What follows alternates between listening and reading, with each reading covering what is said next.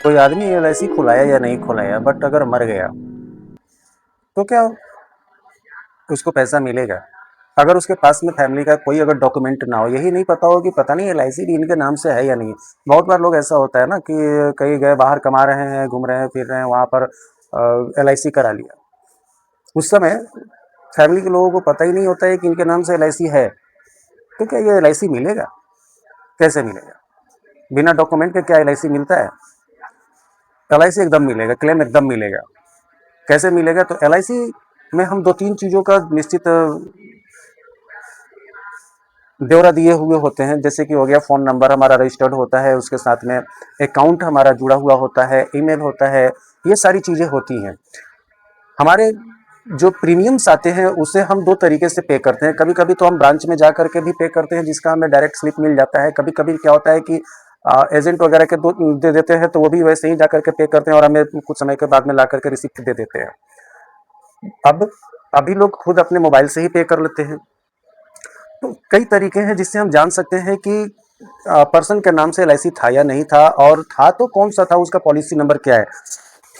पहला तरीका यह है कि जो आदमी है उसका आप ईमेल चेक करिए।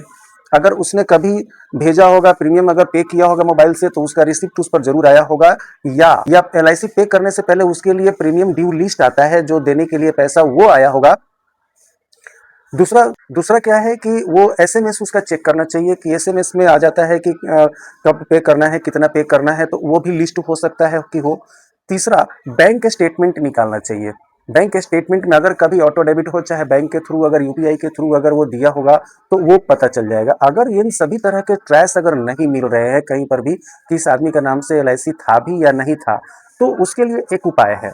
उपाय ये है कि आप या तो कस्टमर केयर के पास में, या फिर उसका ईमेल आता है, अगर आप कहेंगे तो मैं वो प्रोवाइड कर दूंगा। तो उस पर आप